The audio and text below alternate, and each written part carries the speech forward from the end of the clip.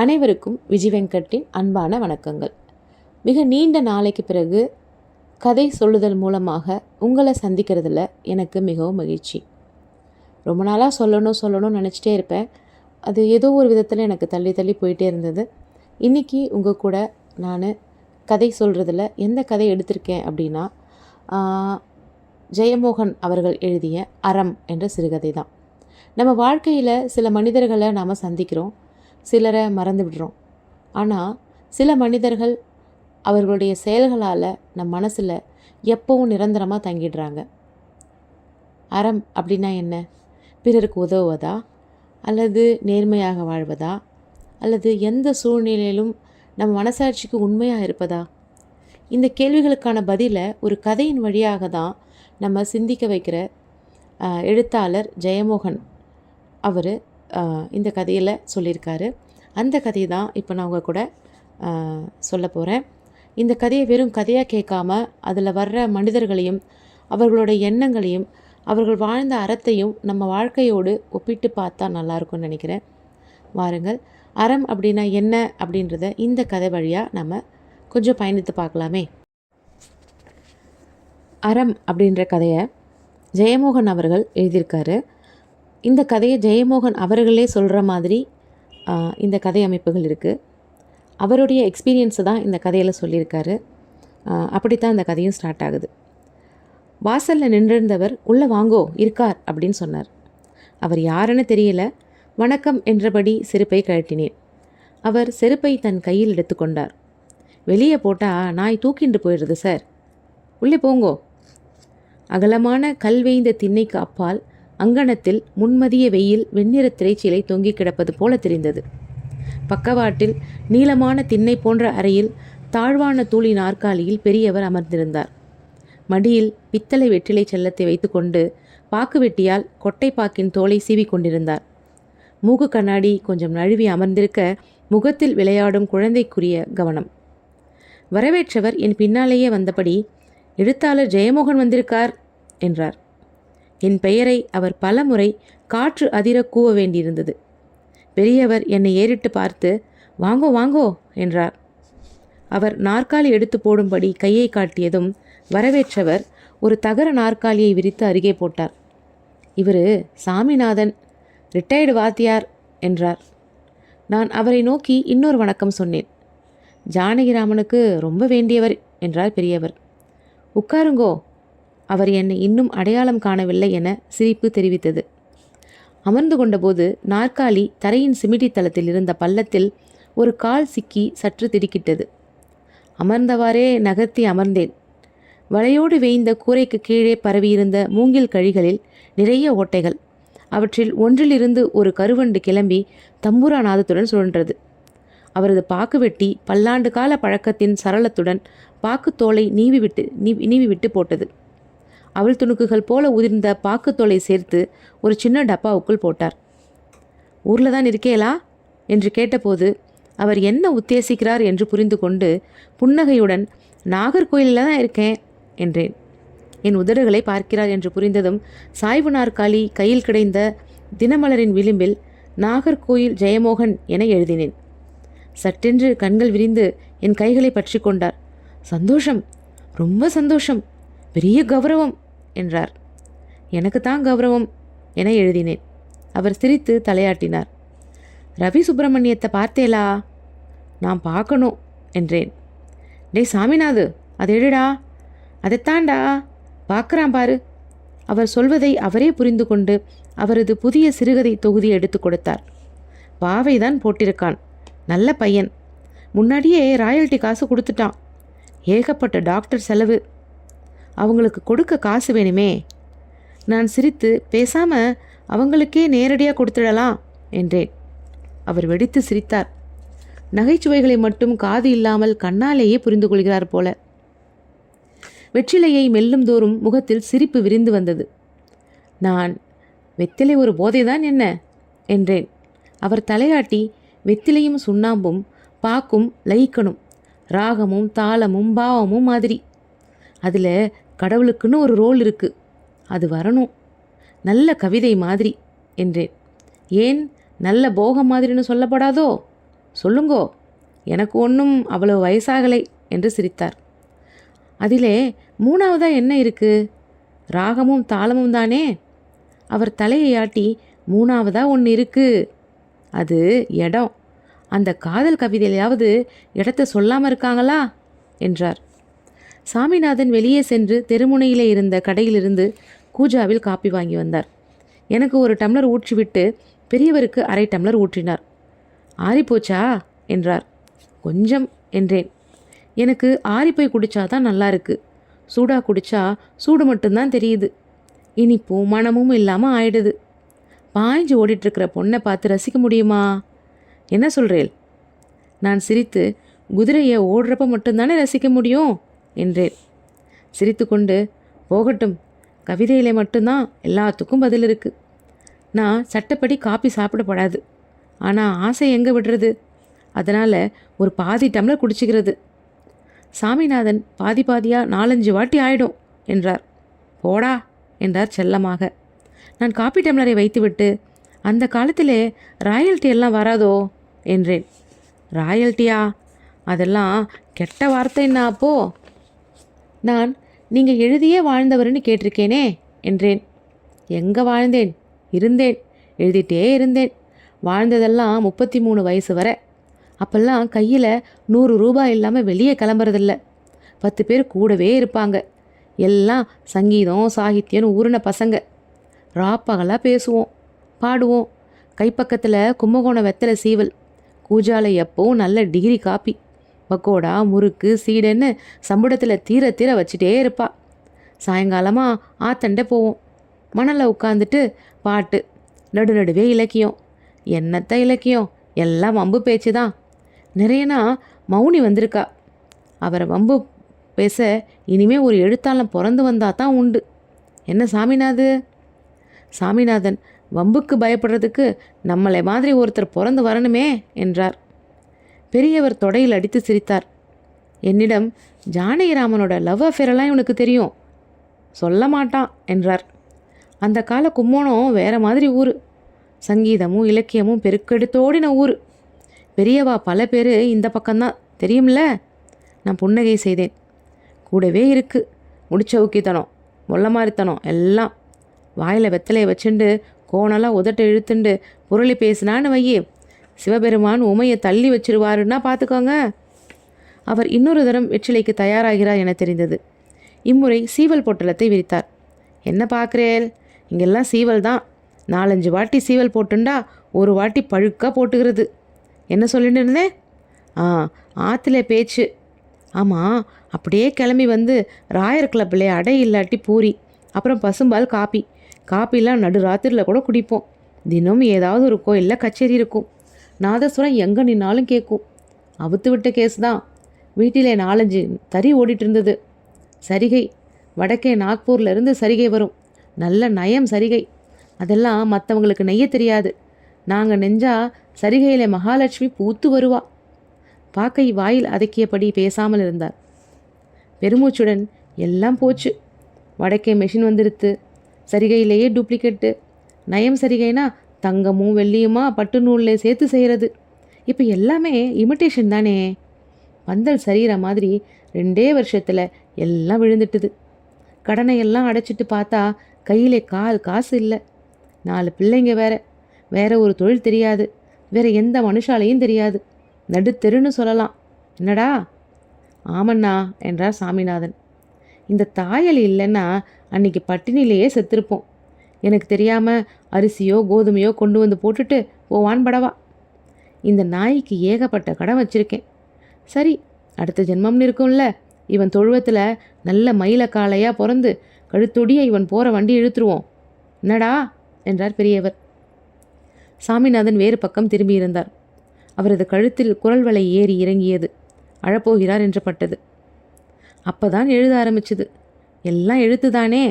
தெரிஞ்சது அது ஒன்று தான். பொண்ணாக பிறந்திருந்தா தாசி தொழில் செஞ்சுருப்பேன். எழுத்தாளனா பிறந்ததுனால இது. அப்போ தான் பதிப்பு தொழில் ஆரம்பித்து ஒரு மாதிரியாக சூடு பிடிச்சி போயின்னு இருக்கு. அதுக்கு முன்னாடி புஸ்தகம்னா தனியாக யாராவது வாங்கினா தான் உண்டு. சுதந்திரம் கிடைச்ச 50களிலே தான் ஊராக பள்ளிக்கூடமும் காலேஜும் வந்தது. சர்க்கார் லைப்ரரிகள் வந்தது. பர்மாவில் இருந்து காசோடு திரும்பி வந்த செட்டியாருங்க இதில் இறங்கினாங்க. எல்லாம் ஒன்றுக்குள்ளே ஒன்று தான். மாமா மச்சா முறை. நம்ம பதிப்பாளர் திருச்சியில் இருந்தார். அண்ணன் தம்பி 2 பேர், மெய்யப்பன் பிரதர்ஸ்னு. புதுமை பித்தன் கதைகளில் கூட அவங்கள பற்றி லேசாக வரும். அப்போ அவங்க மெட்ராஸில் சொந்தக்காரங்க கூட சேர்ந்து புக்கு போட்டுட்டு இருந்தாங்க. என்னடா கதை அது சாமிநாது? சாமிநாதன் சட்டென்று நிசமும் நினைப்பும் என்றார். ஆமாம், அதில் புஸ்தக வியாபாரம் பண்ணுறதுக்கு புடலங்காய் வியாபாரம் பண்ணலான்னு சொல்கிறான். புடலங்காய் அழுகிறம்டா முட்டாள்னு அண்ணன் சொல்கிறான். அண்ணன் தம்பிக்குள்ளே புஸ்தக விஷயத்தில் என்ன ஆழமான கருத்து வேறுபாடு பார்த்தேலா? அவர் கோலாம்பியை நோக்கி துப்பிவிட்டு, ஆனால் பொதுவாக நல்ல மனுஷங்கள்னு தான் சொல்லணும். இங்கே திருச்சியில் கடையை ஆரம்பித்து ஒழுங்காக வியாபாரம் பண்ணினாங்க. காசு தவிர வேறு நினப்பில்லை. சுத்தமான வியாபாரிங்க. அது அப்படித்தானே? அப்படி இருந்தால் தான் பிழைக்க முடியும். மூடிட்டு அவனும் நம்மளை மாதிரி தெருவில் நிற்கவா? ஒவ்வொரு உயிரையும் ஒரு வேலைக்குன்னு தான் படைச்சிருக்கு. என்னடா? ஆமண்ணா என்றார் சாமிநாதன். சொல்லப்போனால் இவன் தான் கூட்டிகிட்டு போனான். என்னையா புக்கு எழுதுறீரா? பக்கத்துக்கு இவ்வளவுன்னு கொடுத்துருவோம் அப்படின்னாங்க. காசு கொடுத்து ஊம்ப சொல்லியிருந்தாலும் அப்படியே உட்காந்துருப்பேன். அந்த மாதிரி நிலமை. சரிண்ணே, பக்கத்துக்கு இவ்வளவுன்னு பேச்சு. ராயல்ட்டி ஒன்றும் கிடையாது. எழுதுனா மட்டும் போகாது, ப்ரெஸ்ஸில் போய் உட்காந்து அதுக்கு ப்ரூஃப் பார்த்து வேற கொடுக்கணும். அப்போ தழுவல் கதைகளுக்கு நல்ல விற்பனை இருந்தது. மர்மம், காதல், திகில் எல்லாம் வேணும். மேதாவின்னு ஒருத்தர் அதே மாதிரி நிறைய எழுதுவார்.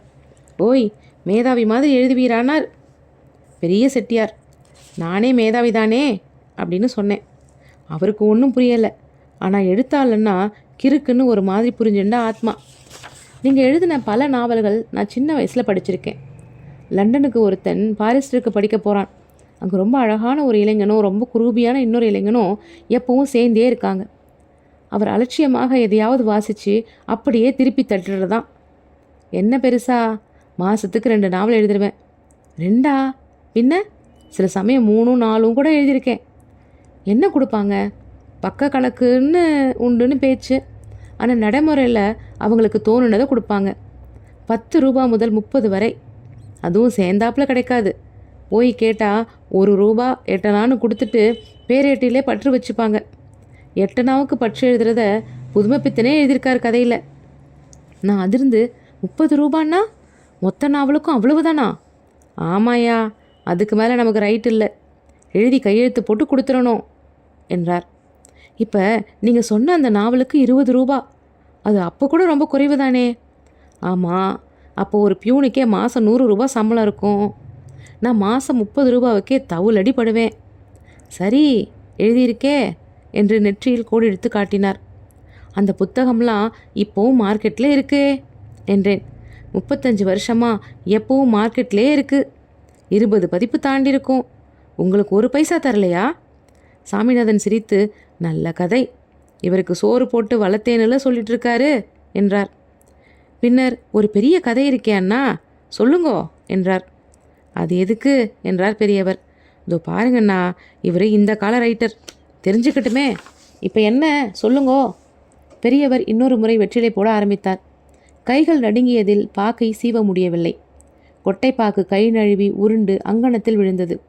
அவர் சீவல் பொட்டலத்தை பிரித்தார். தலை குனிந்து கொஞ்ச நேரம் அமர்ந்திருந்தார். நான் பரவாயில்ல, பிறகு சொன்னா போச்சு என்று சொல்லும் நிலையில் இருந்தேன். பெரியவர் பெருமூச்சுடன், சொன்னேனே, அப்பெல்லாம் ஸ்கூலுக்கு உண்டான புக்ஸுக்கு தான் ஏக கிராக்கி. காங்கிரஸ் சர்க்கார் வந்திருக்கு. சுதந்திர போராட்ட வீரர்கள், தேச தலைவர்களை பற்றி சின்ன சின்னதாக புக்ஸ் எல்லாம் ஸ்கூல்லையும் இருந்தாகணும்னு சொல்லிட்டாங்க. அப்புறம் சயின்டிஸ்ட்டுகள், அசோகர், அக்பர், இவங்கள மாதிரி சரித்திர புருஷர்கள் எல்லாரோட வாழ்க்கை வரலாறுகளும் தேவையாக இருந்துச்சு. இவங்க 100 புக்ஸ் போடுறதா ஒத்துட்டுருக்காங்க. ஆனால் எழுதத்தான் ஆள் இல்லை. என்னை வரவழைச்சி, என்னையா எத்தனை புக்ஸ் எழுதுறீங்க? முந்தின நாள் எங்கள் வீட்டில் ஒரு பெரிய சண்டை. மோர் சாதமும் ஊறுகாயமாக வாழ்ந்துட்டு இருந்தேன். ஒட்டு கொடுத்தனோம். ஊற்றிக்க துணி இல்லாமல் அரிசி சாக்கை பிரித்து தைச்சி போத்துற நிலமை. கிழிஞ்ச வேட்டி, கிழிஞ்ச சட்டை, ஒரு காக்கி கோட்டு வச்சுருந்தேன். அது இருந்ததுனால கிழிச்ச சட்டையை மறைச்சிட்டுது. மானம் காத்த கிருஷ்ண பரமாத்மா கோட்டு ரூபத்தில் வந்தார்னு வைங்கோ. ராத்திரி சாப்பாட்டுக்கு பிறகு பேச்சு ஆரம்பிச்சுது. இப்படியே போனால் பொண்ணுக்கு ஒரு நல்லது எப்படி பண்ணுறதுன்னு சொல்லி திட்டுறா. நான் பாட்டுக்கு எழுதின்னு இருந்தேன். ஆத்திரத்தில் வந்து பிடுங்கி தூக்கி போட்டுட்டா. அப்படியே வெறி வந்து நான் எந்திரிச்சு செவுளில் ஒன்று போட்டேன். வெளியே இறங்கி போய் பூதநாதர் கோயில் முன்னாடி ராமுழுக்க பணியில் உட்காந்துருந்தேன். காலம்பரை செட்டியார் அப்படி கேட்டப்ப சட்டுன்னு நாக்கில் வந்துட்டுது. 100 புக்கையுமே நானே எழுதுறேன்னு சொல்லிட்டேன். 100ஐயுமா என்றேன். பெரியவர் சிரித்தபடி, நாய் துரத்துனா ஓடுறதுக்கு என்ன, 100ஐயும் தான். புக்கு ஒன்றுக்கு 50 ரூபா, 100 புக்குக்கு 5000. விளையாடுறியானாரு. இல்லை, நான் எழுதுருவேன் அப்படின்னு. அவங்களுக்கு என் வேகம் தெரியும். 1 வருஷத்தில் மொத்த புக்ஸையும் கொடுத்துருவியான்னாங்க. கண்டிப்பாக. நான் 3 நாளில் ஒரு புக்கா என்றேன். எழுதினேன். இப்போ எனக்கே ஆச்சரியமாக இருக்குது. பையனுக்கு ஒரு லெட்ரு போடணும். 7 நாள் ஆச்சு. இன்லண்டில் 4 வரி எழுதி அப்படியே வச்சுருக்கேன்.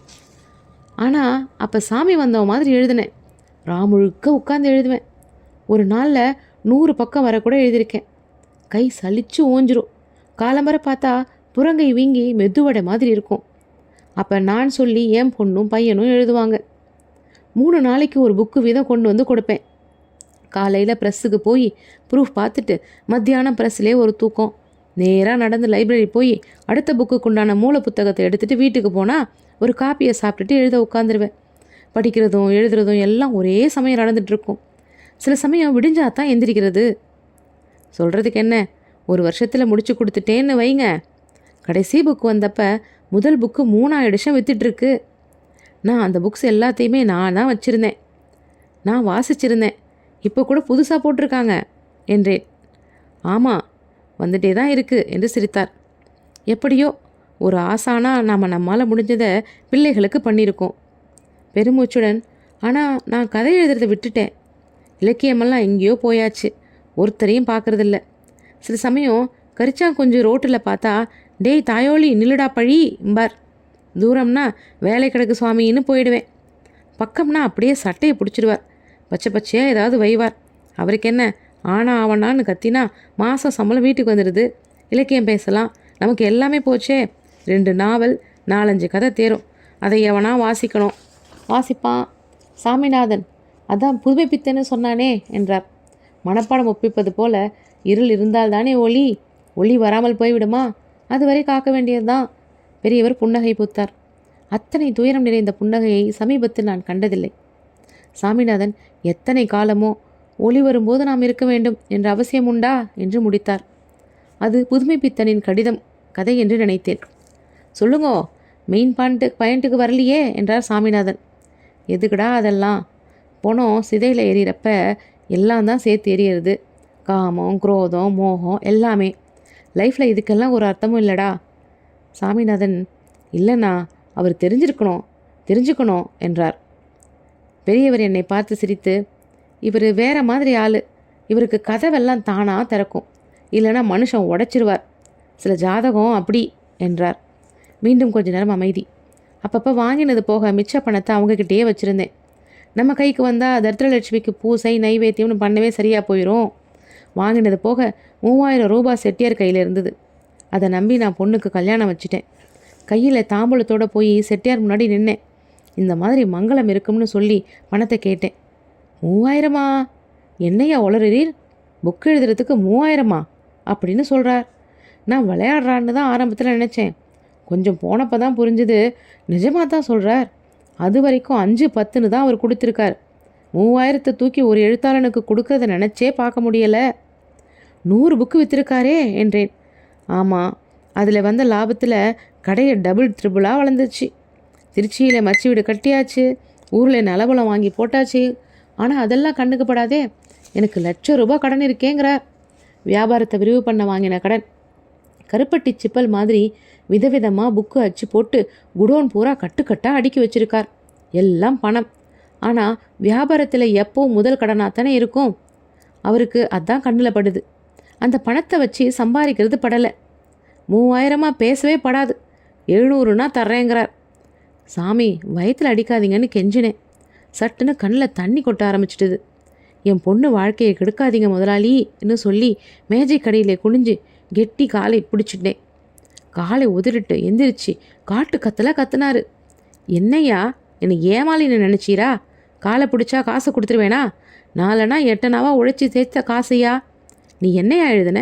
4 புக்கை வாசித்து திருப்பி எழுதுன, அதுக்கு 4000மா? எழுதுறது என்ன பெரிய மசுறு காரியமா? ஸ்கூல் பிள்ளைங்க கூட தான் 4 முச்சூடும் எழுதுதே. இத்தனை நாள் உன் வீட்டில் அடுப்பெரிஞ்சது என் காசில் தெரியுமா? நன்னி கேட்ட நாயே, உன்னையெல்லாம் மனுஷன்னு நம்பினேலே. அப்படின்னு கத்துறார். கூட்டம் கூடெடுத்து, முதலாளி சொல்கிறது தானே நியாயம், என்ன இருந்தாலும் 7 வருஷமாக சோறு போட்ட தெய்வம்ல அவருங்கிறார். அப்போ தான் தம்பி வந்தான். அவனும் என்னையை திட்டுனான். நான் வெறி பிடிச்சி கத்த ஆரம்பித்தேன். என்னை ஏமாற்றி சொத்து சேர்க்குறேன், நீ உருப்பிட மாட்டேன்னு. அவன் சட்டுன்னு என்னை கை நீட்டி அடிச்சிட்டான். 4 பேர் பிடிச்சிக்கிட்டாங்க. என் உப்பை தின்னுட்டு எனக்கே சாபம் போடுறியா, போடா இன்னும் பெரியவர் கத்துறார்.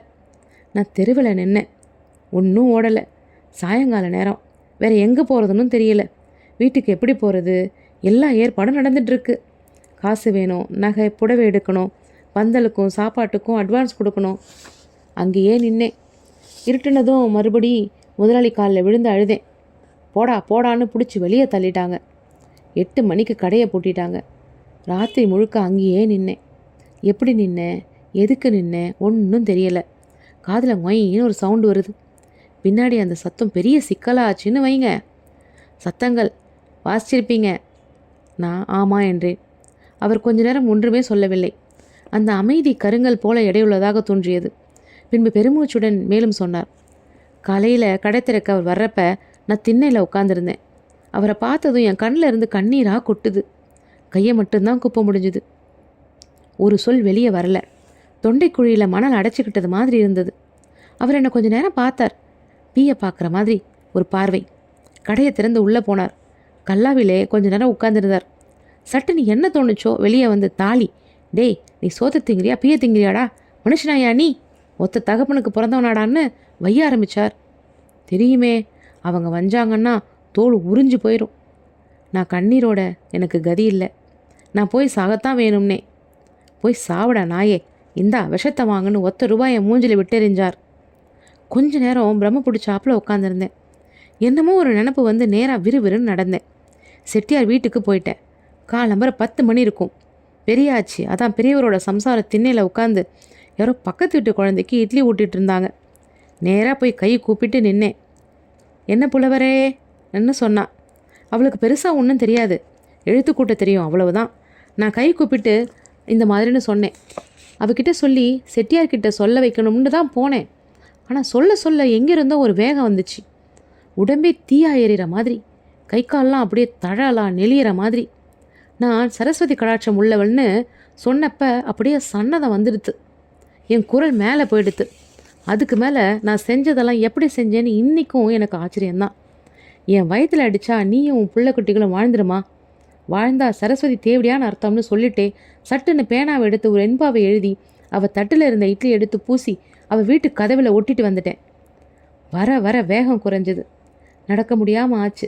சாப்பிட்டு ஒரு நாள் தாண்டியாச்சு. ஆனால் சோத்தை நினச்சாலே கொமட்டல். நேராக போனேன். கையில் கிடந்த பழைய வாட்சை விற்று மூக்கு முட்டை குடித்தேன். எப்போ வீட்டுக்கு வந்தேன், எங்கே படுத்தேன் ஒன்றுமே தெரியாது. என் பொஞ்சாதி ஓடி போய் கிணத்துல குதிக்க பார்த்துருக்கா. பகலில் வீடு முழுக்க ஆளானதால் பிடிச்சிட்டாங்க. போன மாதிரி படுத்திருக்கேன். யார் யாரோ வந்து உசுப்புறாங்க, வையறாங்க, யாரோ காலால் எத்துறாங்க. ஆனால் காவேரி மணலில் புதைஞ்சு கிடந்துட்டு மேலே நடக்கிறத பார்க்குறத மாதிரி இருந்தது. நான் செத்தாச்சுன்னு தோணுச்சு. செத்துட்டேன்னு நினைக்கிறப்ப என்ன ஒரு நிம்மதி. எல்லா எடையும் போச்சு. 40 வருஷமாக இருந்த ₹1,00,000 கடனை ஒரே நாளில் அடைச்சிட்டா எப்படி இருக்கும், அதே மாதிரி. அப்படி ஒரு நிம்மதி. காற்று மாதிரி, பஞ்சு மாதிரி. அப்போ தான் என் காதில் முதலாக ஒரு குரலை கேட்டேன். என் பேரையே யாரோ சொல்கிற மாதிரி, மென்மையாக பெத்த அம்மா கூப்பிடுற மாதிரி. சாவு எவ்வளோ அழகானதுன்னு அப்போ தெரிஞ்சிட்டேன். இப்போ சாவு பயமில்லை, சிரிச்சிட்டே காத்துன்னு இருக்கேன். அது என்ன வெண்பா என்றேன். நான் ஊகித்திருந்தேன். அறம்தான். அப்படி ஒரு வழக்கம் இருக்கே. சத்தியமாக அதை பற்றி எங்கேயோ கேட்டதோட சரி. கரிச்சாங்குஞ்சுவும் நானும் யாப்பு பற்றி கொஞ்சம் பேசியிருக்கோம். மற்றபடி எனக்கு முறையாக தமிழே தெரியாது. நான் எழுதுகிற முதல் செயலும் அதுதான், கடைசி செயலும் அதுதான். பாட்டு நினைவில் இல்லை. அதை மறக்கணும்னு தான் 25 வருஷமாக முயற்சி செய்கிறேன். ஆனாலும் கடைசி 2 வரியும் ஞாபகத்தில் இருக்குது. செட்டி குளமறுத்து செம்மண்ணின் மேடாக்கி எட்டி எழுக வென்றறம். நான் உத்வேகத்துடன், அப்புறம் என்னாச்சு என்றேன். நடந்தது என்னன்னு பின்னாடி சொல்லித்தான் எனக்கு தெரியும். ஆச்சு அப்படியே போட்டது போட்டபடி விரிச்சத்தலையும் கலைஞ்ச சேலையுமா நேராக போய் கடை முன்னாடி நின்றுருக்கா. உலகனோட பணத்தை மிச்சம் மீதி இல்லாமல் இப்போவே கொடுக்கணும்னு சொல்லியிருக்கா. நினைக்கவே சிலிர்க்கிறது. எப்படி இருந்திருப்பா அந்த காலத்தில். ஒரு ஆட்சி மாதிரி எரிச்சாலே அவ தானே இவ. எல்லாம் ஒரே வார்ப்பில்ல? செட்டியார் நடுங்கி போய், இல்லைம்மா கொடுத்துட்றேன், சத்தியமாக நாளைக்குள்ளே கொடுத்துட்றேன்னு இருக்கார். இன்றைக்கே கொடு, இப்போவே கொடு, நீ கொடுத்த பின்னாடி நான் எந்திருக்கிறேன்னு சட்டுன்னு நேராக போய் தார் ரோட்டில் சப்புன்னு உட்காந்துட்டான். நல்ல கருத்த நிறம், நிறைஞ்ச உருவம், 4 ஆள் சைஸ் இருப்பா. முகத்தில் கனமாக மஞ்சள், காலனா அகலத்துக்கு எரியறாப்புல குங்குமம், பெருக்கி போட்ட தாலி சும்மா வாகை நெத்து கொலையாக விளைஞ்சது மாதிரி கழுத்து நிறைஞ்சி அம்மன் வந்து முச்சந்தியிலே கோவில் கொண்டது மாதிரி இல்லாவ இருந்தா. ஒரு வார்த்தை சொல்ல முடியாது. சங்கை கடிச்சு ரத்தம் குடிச்சிருவா. செட்டி எந்திரிச்சு ஓடனான். பேங்க்கில் அவ்வளவு பணம் இல்லை. கைமாத்துக்கு ஓடினான். தெரிஞ்சவங்க காலில் விழுந்தான். பணம் திரட்ட சாயங்காலமாச்சு. அதுவரை அப்படியே நடு ரோட்டில் கருங்கல்லால் செஞ்ச சிலை மாதிரி கண்ணை மூடி உக்காந்துட்டு இருக்கா. தீ மாதிரி சித்திரை மாச வெயில், நல்ல அக்னி நட்சத்திரமையாது. தார் ரோடு அப்படியே உருகி வழியுது. செட்டி டாக்ஸியை பிடிச்சிட்டு நேராக எங்கள் வீட்டுக்கு வந்தான். நான் தான் பணமாக கிடக்கிறேனே, என் பொஞ்சாதி காலில் பணத்தை கொட்டி என் குடும்பத்தை அழிச்சிடாதேன்னு உன் புருஷக்கிட்ட சொல்லு தாயி. என் குளத்துக்கே விளக்கு இப்போ தெருவில் உட்காந்துருக்கா. அவன் பணமும் சூடும் வட்டியோட இந்தா இருக்குன்னு சொல்லிட்டு அதே காரில் திரும்பி ஓடினான். நேராக போய் அவன் முன்னாடி துண்டை இடுப்பில் கட்டிக்கிட்டு, என் குலதெய்வமே எந்திரி, நான் செய்ய வேண்டியதை செஞ்சிட்டேன் தாயின்னு சொல்லி கதறிட்டான். 4 பேர் சேர்ந்து அவளை தூக்கினாங்களாம். சேலை பாவாடையோட தோளும் சதையும் வெந்து தாரோடு சேர்ந்து ஒட்டியிருந்துச்சுன்னு சொன்னாங்க. நான் அந்த காட்சியை பல மடங்கு துல்லியமாக கண்டுவிட்டிருந்தேன். அவர் அந்த காலத்துக்கே சென்று அமர்ந்திருந்தார். வெளியே யாரோ கோலப்படியோ என்று கூவிக்கொண்டு சென்றார்கள். நான் எங்கே இருக்கிறேன் என்றே கொஞ்ச நேரம் எனக்கு தெரியவில்லை. பெரியவர், கல்யாணம் நல்லா நடந்தது. செட்டியாரும் தம்பியும் 1 பவுனிலே ஒரு மோதிரத்தை கொடுத்து அனுப்பியிருந்தாங்க. 10 நாள் கழித்து என்னை கூட்டிகிட்டு வர சொன்னா ஆச்சு. நானும் போனேன். காலில் விழுந்துடணும்னு நினச்சி தான் போனேன். எப்போ பொண்ணு கல்யாணம் முடிஞ்சதோ அப்போவே மனசு மறு திசையில் போக ஆரம்பித்தாச்சு. எதுக்காக இவ்வளவு கோவப்பட்டேன்னு நினச்சிட்டேன். கடனை வாங்கி தொழில் செய்கிறவங்கிட்ட போய் மொத்தமாக பணத்தை கெட்டது என் தப்பு தானேன்னு நினைப்பு ஓடுது. வீட்டுக்குள்ளே நுழைஞ்சதுமே கையை கூப்பிட்டு என் பக்கத்தில் வந்து நின்னா ஆச்சு. புலவரே, உங்கள் வாயால் என் குலத்தை வாழ்த்தி ஒரு பாட்டு பாடிட்டு போகணும். என்ன தப்பு பண்ணியிருந்தாலும் மன்னிக்கணும். லட்சுமி வருவா போவா, சரஸ்வதி 7 ஜென்மம் பார்த்து தான் கண்ணு பாப்பான்னு சொல்லுவாங்க. நீங்கள் பெரியவர், என் வீட்டு முற்றத்தில் நின்று கண்ணீர் விட்டுட்டீங்க. அந்த பாவம் எங்கள் மேலே ஒட்டாமல் உங்கள் சொல்லு தான் காக்கணும்னு சொன்னான். என்ன ஒரு சொல்லு! தங்க காசுகளை எண்ணி எண்ணி வைக்கிற மாதிரி, முத்துச்சர மாதிரி. நாமளும் தான் ஒரு பாறை எழுதுறதுக்கு 4 வாட்டி எழுதி எழுதி பார்க்குறோம், நிற்க மாட்டேங்குது. சரஸ்வதி கடாட்சம்னா என்ன? மனசில் தீ இருந்தா அவள் வந்து உட்கார்ந்தாகணும். அதுதான் அவளோட விதி. மற்றதெல்லாம் சும்மா. என்ன சொல்லிட்டு இருந்தேன்? எனக்கு கை கால் ஓஞ்சு போச்சு. நாக்கு உள்ளே தள்ளியாச்சு. அப்படியே நாற்காலியில் தலை குனிஞ்சு உக்காந்துருக்கேன். அவளை ஏறிட்டு பார்க்க முடியல. அவள் காலையே பார்க்குறேன். காலில் மெட்டி, அதுக்கு ஒரு ஐஸ்வர்யம் இருக்குது. அது வீட்டுக்குள்ளே இருக்கிற பெண்டுகளோட ஐஸ்வர்யம். நாடாளறதுக்கு தான் தர்மம்னு எவன் சொன்னான்? தர்மம் இருக்கிறது வீட்டில் ஐயா. தர்ம பத்தினின்னு சும்மாவா சொன்னாங்க? சட்டுன்னு வெண்பா வந்துட்டுது.